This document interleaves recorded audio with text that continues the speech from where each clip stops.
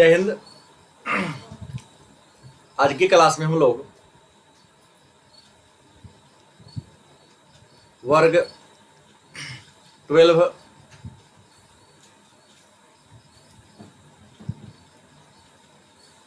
विषय भूगोल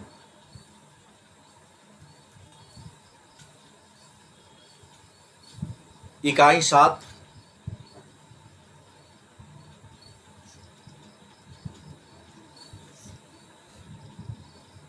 अध्याय 4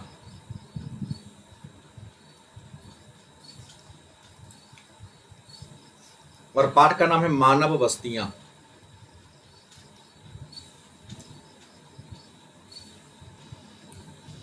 मानव बस्तियां। आइए जानते हैं कि मानव बस्तियां क्या, मानव बस्ती क्या है, या मानव बस्ती से आप क्या समझते हैं, या मानव बस्ती कहते किसे।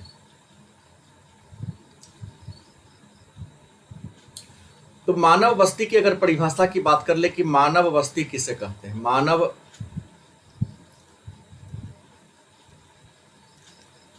बस्ती क्या है या मानव बस्ती किसे कहते हैं, आप उत्तर लिखेंगे मानव अपने निवास के लिए, मानव अपने निवास के लिए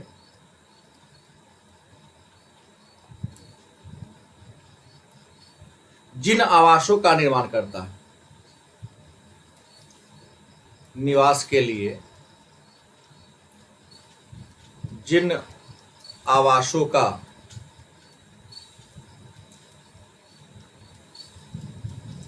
निर्माण करता है।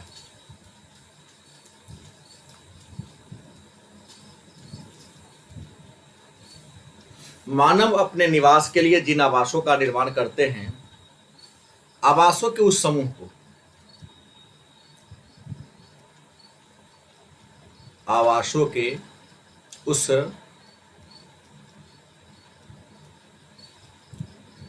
समूह को बस्ती कहते हैं। बस्ती क्या है, बड़ी आसान सा परिभाषा है कि मानव अपने निवास के लिए मतलब रहने के लिए जिन आवासों का निर्माण करता है, आवासों के उस समूह को क्या कहते हैं, बस्ती कहते हैं। उदाहरण बस्ती में, उदाहरण में क्या क्या लिख सकते हैं, तो बस्ती में मरई हो सकता है, बस्ती में मरई हो सकता है, झोपड़ी हो सकता है, खपरेल मकान हो सकता है, या पक्का मकान हो सकता है। मरई, झोपड़ी, खपरेल या पक्का मकान कुछ भी हो सकता है, लेकिन आवासों के समूह को हम मानव बस्ती के नाम से जानते हैं। मानव बस्ती को हम मानव अधिवास के नाम से भी जानते हैं। अब है मानव बस्ती के प्रकार। मानव बस्ती की अगर प्रकार की बात कर ले कि मानव बस्ती के कितने प्रकार हैं, तो आपको बता दें कि मानव बस्ती के 2 प्रकार हैं। पहला ग्रामीण बस्ती और दूसरा नगरीय बस्ती।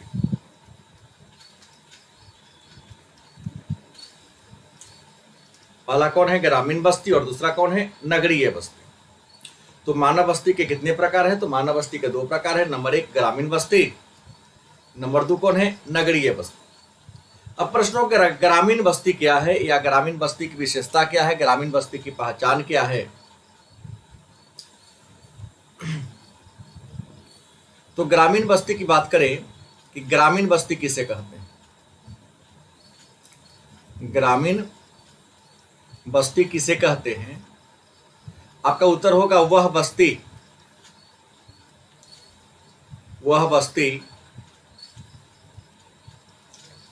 जहां के लोग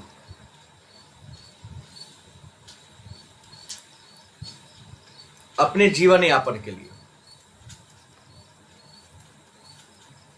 अपने जीवन यापन के लिए कृषि व पशुपालन में संलग्न होते हैं।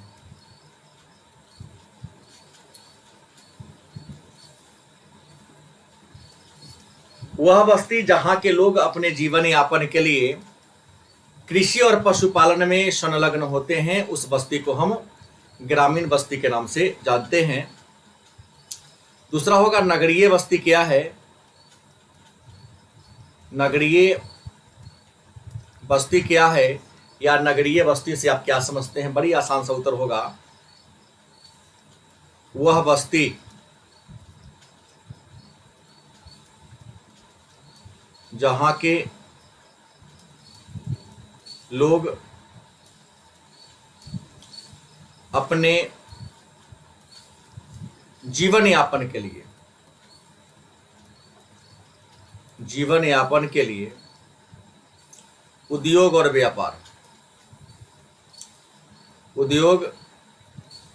व्यापार व सेवा में लगे होते हैं, नगरीय बस्ती कहलाता है। अब अगला प्रश्न होगा कि ग्रामीण बस्ती और नगरीय बस्ती में क्या अंतर है? ग्रामीण व नगरीय बस्ती में अगर अंतर की बात कर ले कि दोनों में अंतर क्या है, तो अगर एक लाइन में कहा जाए तो ग्रामीण और नगरीय बस्ती में सुविधा का अंतर है। किसका अंतर है? सुविधा का अंतर है। क्योंकि ग्रामीण बस्ती में सुविधा के अंतर की बात कर ले तो ग्रामीण बस्ती के लोग प्राथमिक क्रियाकलाप में लगे होते हैं, जबकि शहरी बस्ती के लोग द्वितीयक और तृतीयक क्रियाकलाप में लगे होते हैं। पहला अंतर। दूसरा अंतर की बात करें सुविधा का, इसमें पहला क्या होगा कि ग्रामीण बस्ती के लोग एक लाइन में, एक शब्द में प्राथमिक क्रिया में लगे होते हैं, शहरी के बस्ती के लोग द्वितीयक और तृतीय क्रिया में लगे होते हैं। दूसरा अगर अंतर की बात करते हैं तो ग्रामीण बस्ती अनियोजित होती है। ग्रामीण बस्ती क्या होती है? अनियोजित होती है। और शहरी बस्ती क्या होती है? नियोजित होती है। ग्रामीण बस्ती कच्चा सामग्री तैयार करता है और शहरी बस्ती पक्का सामग्री क्या करता है? तैयार करता है। चौथा अंतर की अगर बात कर ले कि चौथा अंतर क्या है, तो चौथा अंतर है ग्रामीण बस्ती में शिक्षा, स्वास्थ्य, परिवहन, संचार का अभाव होता है और शहरी बस्ती में शिक्षा, स्वास्थ्य, परिवहन, संचार प्रचुर मात्रा में होती है। ग्रामीण बस्ती के लोगों का जीवन सरल होता है। ग्रामीण बस्ती के लोगों का जीवन कैसा होता है? सरल होता है। और शहरी बस्ती के लोगों का जीवन क्या होता है? जटिल होता है। और ही अनेक सारे क्या है अंतर है ग्रामीण और शहरी बस्ती।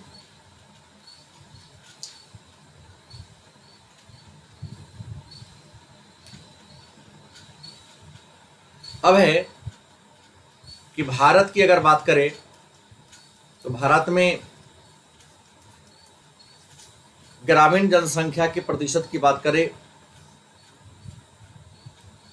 तो वर्तमान आंकड़ा के अनुसार 68.84% लोग ग्रामीण क्षेत्र में रहते हैं और शहरी की बात करें तो 31.2% लोग शहर में क्या होते हैं?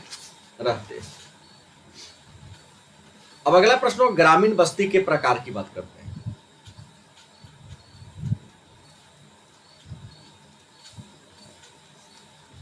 ग्रामीण बस्ती के अगर हम प्रकार की बात कर ले कि ग्रामीण बस्ती के कितने प्रकार हैं या कौन कौन प्रकार है, तो आपको बता दें ग्रामीण बस्ती के 4 रूप हैं। ग्रामीण बस्ती के कितने प्रकार हैं, तो ग्रामीण बस्ती के 4 प्रकार हैं। पहला, गुंचित बस्ती। गुंचित बस्ती। दूसरा है विखंडित बस्ती। विखंडित बस्ती। तीसरा है पल्ली बस्ती। पल्ली बस्ती। और चौथा है एकाकी बस्ती। एकाकी बस्ती। मतलब ग्रामीण बस्ती के प्रकार कितने हैं, तो ग्रामीण बस्ती के 4 प्रकार है। पहला है गुंचित बस्ती। मन में प्रश्न होगा गुंचित बस्ती क्या है या गुंचित बस्ती कहते किसे हैं। तो गुंचित बस्ती उस बस्ती को कहते हैं जिसमें घर काफी सघन होते हैं। सघन कहे तब या घने कहे तब। जिस बस्ती में घर काफी घने होते हैं, सटे होते हैं, उसे गुंचित बस्ती कहा जाएगा। विखंडित बस्ती कहते हैं तो कई भागों में, कुछ बस्ती ऐसे होते जो कई भागों में क्या होते हैं, बटे हुए, टोला बाई टोला क्या होता बटा होता है, उसको हम विखंडित बस्ती के नाम से जानते हैं। और पल्ली बस्ती मतलब नवनिर्मित बस्ती को, जो बस्ती नया नया निर्मित हो रहा है उसको पल्ली बस्ती कहते हैं। और यत्र तत्र जो बिखरा पड़ा घर होता है उस बस्ती को हम पल्ली बस्ती के नाम से जानते हैं। अगला प्रश्न, नगरीय बस्ती की बात कर ले कि नगरीय बस्ती क्या है। नगरीय बस्ती, नगरीय बस्ती क्या है या नगरीय बस्ती कहते किसे हैं। तो नगरीय बस्ती उस बस्ती को कहते हैं, पहले परिभाषा दे दिया हूं, जहां के लोग, वह बस्ती, परिभाषा पूर्व भी दिया हूं, बस्ती जहां के लोग द्वितीयक और तृतीयक व्यवसाय में लगे होते हैं, उसको हम नगरीय बस्ती के नाम से जानते हैं। और ग्रामीण नगरीय बस्ती के 2 प्रकार हैं, एक समवैधानिक बस्ती या समवैधानिक नगर,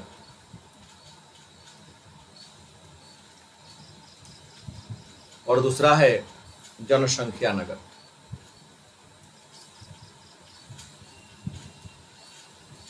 संवैधानिक नगर और जनसंख्या नगर नगरीय बस्ती के 2 प्रकार हैं। मन में प्रश्न होगा कि संवैधानिक नगर किसे कहते हैं।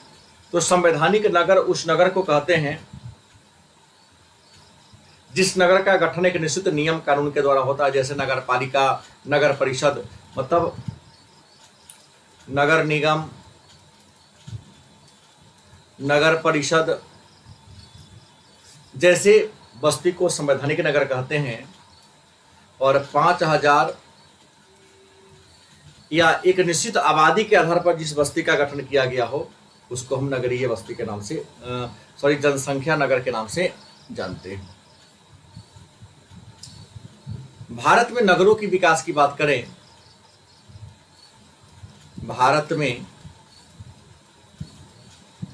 नगरों की अगर विकास की बात कर ले कि भारत में नगर के विकास के कितने चरण हैं, तो भारत में नगरों के विकास के 3 चरण हैं। कितने चरण? 3।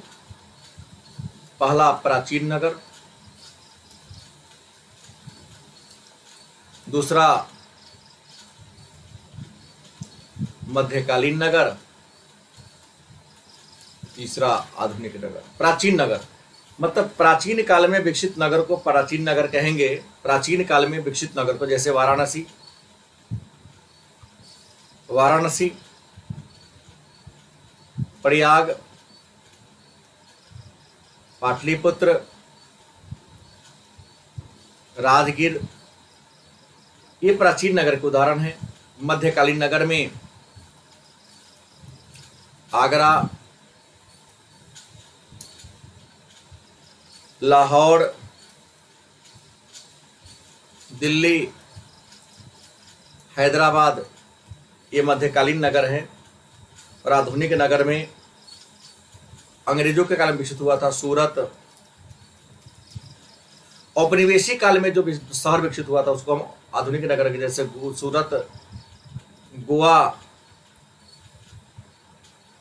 पुडुचेरी,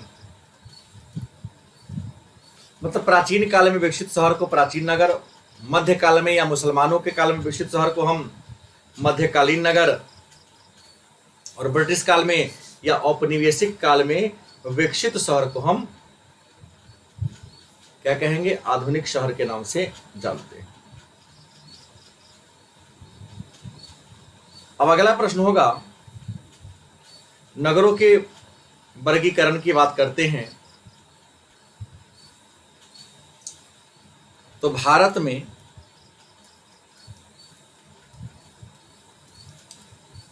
नगरों का वर्गीकरण,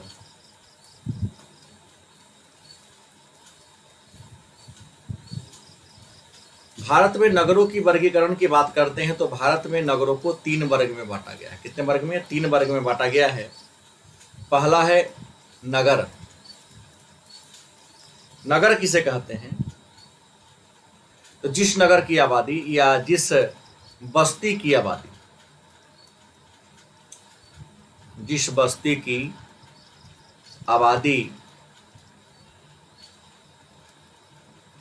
1 लाख से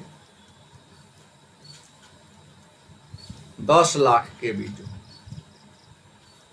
जिस बस्ती की आबादी 1 लाख से 10 लाख के बीच हो उसे क्या कहेंगे? नगर कहेंगे। दूसरा महानगर, जिस बस्ती की आबादी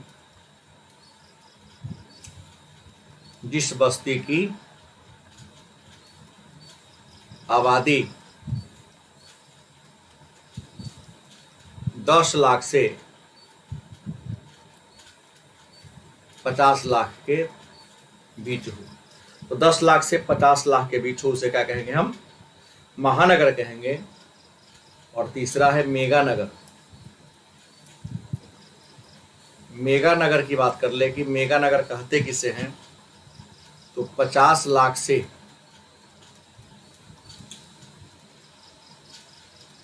अधिक जनसंख्या वाले नगर को, 50 लाख से अधिक जनसंख्या वाले नगर को हम मेगा नगर के नाम से जानते हैं।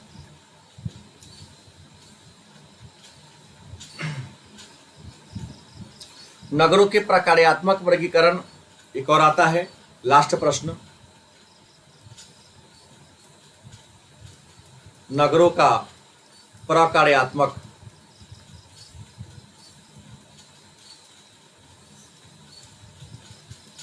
वर्गीकरण, मतलब काम के आधार पर नगरों का वर्गीकरण, लास्ट प्रश्न है। तो काम के आधार पर नगर के कई वर्ग हैं। नंबर 1 प्रशासनिक नगर। प्रशासनिक नगर जहां से किसी देश का शासन चलाया जाता है उसको प्रशासनिक नगर कहेंगे। दूसरा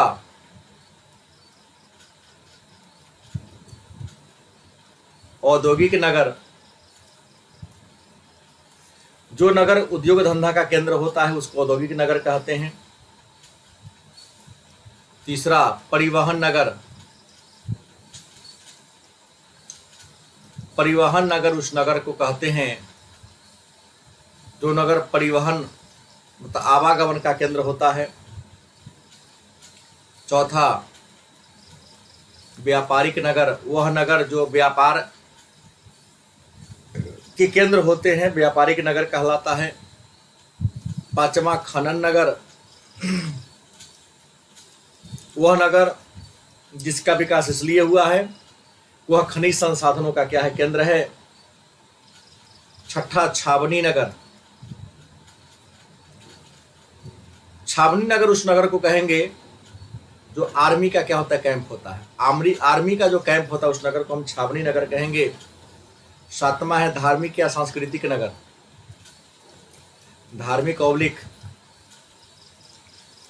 सांस्कृतिक नगर। तो धार्मिक या सांस्कृतिक नगर उस नगर को कहते हैं जो नगर धर्म और संस्कृति का केंद्र होता है। 8वां पर्यटन नगर, पर्यटन के विकास, पर्यटन के दृष्टिकोण से महत्वपूर्ण नगर को हम पर्यटन नगर के नाम से जानते हैं। तो आज के क्लास में इतना ही। इसके आगे के टॉपिक पर चर्चा हम लोग अगले क्लास में करेंगे। धन्यवाद।